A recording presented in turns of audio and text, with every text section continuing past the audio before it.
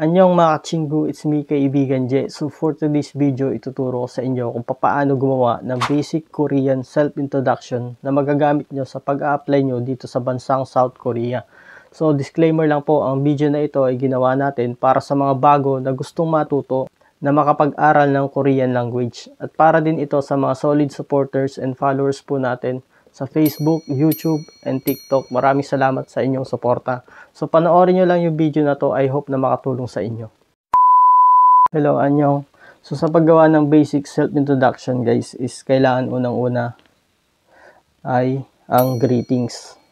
So pwede natin sabihin na annyeonghasimnika or annyeonghaseyo, manaso banggapsumnida. So ibig sabihin guys, annyeonghasimnika, hi, hello, or good morning. So, ito naman, manaso banggapsumnida is nice meeting you. So, number 2 guys is papakilala mo ang iyong pangalan, name. So, first is greetings and then pangalawa is name. Je irumun blank imnida. So, Je irumun blank imnida. Halimbawa ako, ang pangalan ko is Jeric. Je irumun Jeric imnida.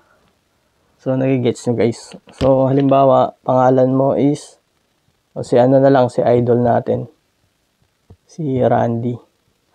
Randy vibes yun. So, sabihin mo, Je irumun Randy imnida. So, hindi natin masyadong papahirapan dahil para ito sa mga bago na gustong matuto. So, pangatlo guys is age. 저는 blank sal imnida. So, halimbawa, ang age mo is 22. So pwede mong sabihin na 저는 22살 imnida. O, 22. Halimbawa naman is age mo is 25. So, 저는 25살 imnida. So, ayun lang guys. So, itong tinuturo ko sa inyo is natutunan ko lang din sa libro na nakuha ko dun sa KLC namin. So, next, number 4 is your birthday. So, pwede mo sabihin is Je Singirun kung kailan yung ano mo, halimbawa 1992. 1992. Tapos, March 8. So, ganito yan sabihin guys. So, Jessingeron, Chun, Kubek, Kuship, Inyon, Samwol, Pal, Il, Imnida. So, ganun lang guys. So, ganyan po talaga yung paggawa ng format. So, nauuna po yung year, month, and day. So, halimbawa, ang birthday mo naman is 1993, March 20. Ishib, Il. Ibig sabihin na il is day. Nyon is year, wol is month, and then il is day. So, Je Singirun, Chun Gubek, Gushib Samnyon, Samwol, Ishib il imnida. So, ganun lang guys. Very basic lang to guys. So, next is your country. Taga saang bansa ka. Pwede mong sabihin, Chonon, Philippine Eso Wasumnida. Kung taga-Bangla ka naman, Bangladesh, or sabihin mo dito, Jonun, Bangladeshi, Eso, Wasumnida. So, next guys is yung status. Number 6 na tayo. Jonun, Mihun. Pag single ka guys, pwede mo sabihin is Mihun, tapos talon ka dito sa imnida. So, Jonun, Mihun, imnida. Kung ano naman, kung kasal ka na, pwede mo sabihin na Kyolhun. Kyolhun imnida. Jonun, Kyolhun imnida. Pagkasal ka na guys. So, next po natin is family members. Kung ilan kayo sa family. Uri, Kajuki, blank imnida. So, ilan kayo sa magkakapatid? Halimbawa, 9. 9. Sabihin natin 9. Uri, Kajuki, Ahop.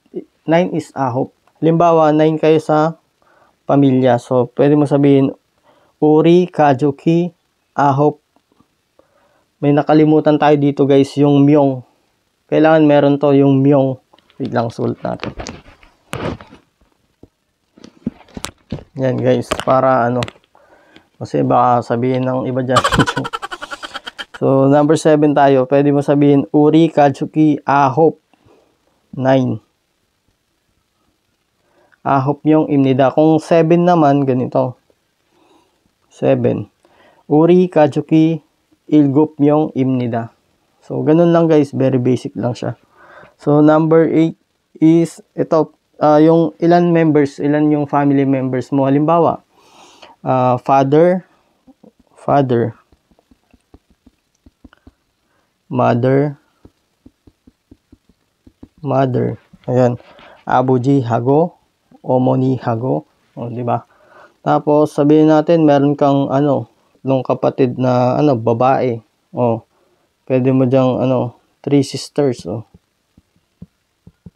3 sisters, o, pwede mong sabihin na, abuji, hago, omoni, hago, se, yodong, seng, tatlong, kapatid na babae. Ibig sabihin, Yodong-seng. Kung lalaki naman, guys, na tatlong kapatid na lalaki, pwede mo sabihin na se, tatlo. Namdong-seng is younger brother. Namdong-seng. Kurigojo imnida.